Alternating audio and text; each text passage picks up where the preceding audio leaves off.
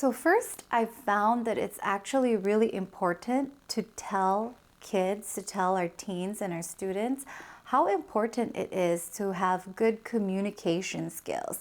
When I do that, they're more intentional about how they communicate and they tend to become more aware of it.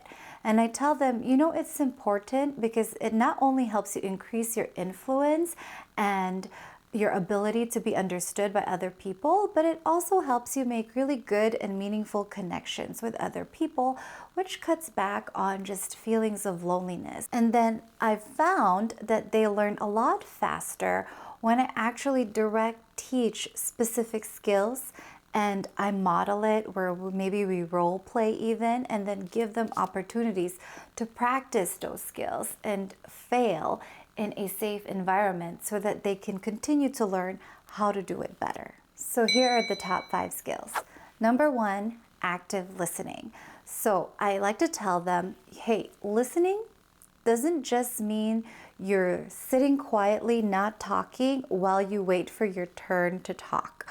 Listening means when someone is talking, you're actually sitting there and trying to put yourself in the other person's shoes so that you can truly understand what they feel and what they're thinking and why they're thinking or feeling that way. It's not just you sitting back quietly thinking about things that you're going to say, but you're really taking the time to absorb what they're saying to try and understand that other person sitting in front of you.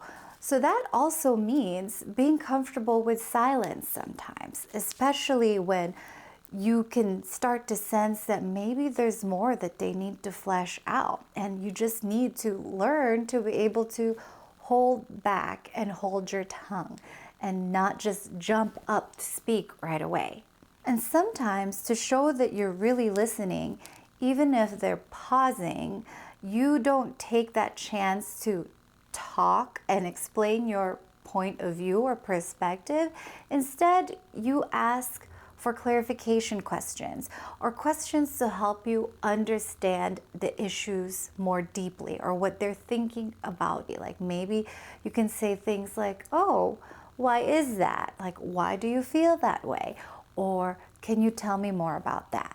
So just simple things like that, I think it helps kids understand what listening truly is, and it really helps also to just show them examples of what it actually looks like and what not listening looks like, where two people are just talking at each other and taking turns talking without even really talking about the same thing. I think that's common in our society today, and especially with the younger ones, it's important to do this. After listening, it's also really important to teach them about nonverbal communication, that body language speaks just as much and sometimes even more than the words that are actually coming out of your mouth, right? I would like to teach them, oh, this is like what an open body language is, right? Like open posture versus like closed posture, and what each of those mean and how they affect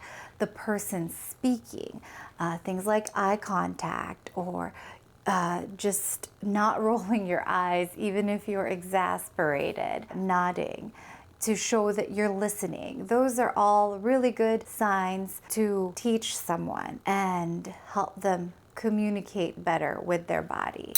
By the way, if you're finding this video helpful, please go ahead and give it a like. It will help this video make its way to other people who might find it useful. Thank you. And third, this is so important, teaching them how to be aware and be understanding of emotions, and not just the person's emotion that's in front of them, but also their own emotions, right? So first, empathy, like teaching them empathy when someone is speaking, trying to understand what that person is feeling. And that is easier to do when you ask them the question of, well, how would you feel if you were in the same position? I know, pretty simple, right?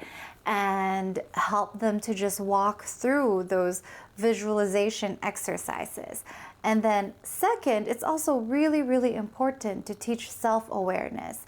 right? And to help them pay more attention to how they feel and how they're internally reacting to what the other person is saying. So I know it's a lot to balance, right? I think the priority first is to try to understand the other person, but then I think it's also really, really good once you understand that other person to have an awareness of how it's making you feel. That way you can control your reactions better, right? Because it might be a complicated or conflict-ridden issue, and you want to make sure that you're controlling what you're going to say, and that you think before you say anything, and also control your body language. And the more aware you are of what you're feeling and what you're thinking, the better you will be with controlling how you're expressing what's inside. 4, teaching them how to summarize and clarify. So this actually goes a lot with the first skill, which is active listening, but I think it's so important that it just requires its own category.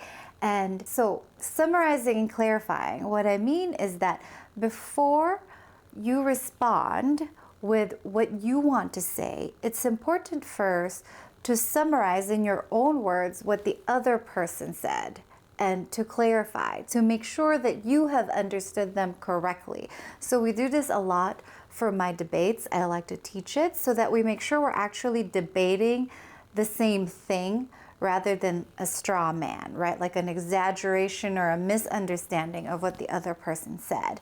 So a lot of my students, I require them at the end of someone speaking, they say, okay, so I hear you said this, correct? And it's just like a very brief summarization, and then the other person can either agree or clarify.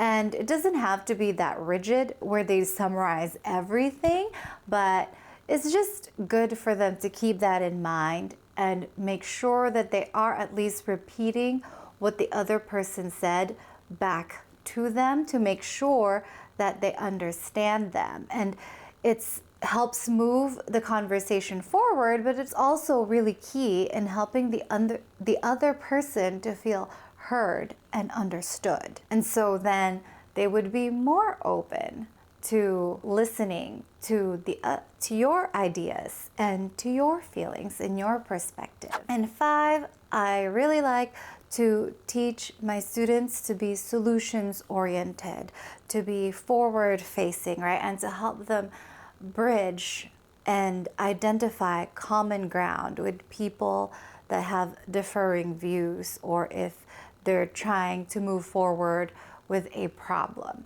right? Like, it's really important to hammer the point that it's not about finding blame and pointing fingers and dwelling on the past of what went wrong. It's about how can we fix things so that we can move forward, right? Like, what are our common goals and how can we achieve those common goals moving forward? Now, sometimes it does become necessary to figure out what the problem was, what happened, but it just needs to be done in a way so that blame is not being emphasized. So I think that's a really important skill, and just a habit in general for students to have, for our young people to have, to be solutions focused, to be solutions oriented.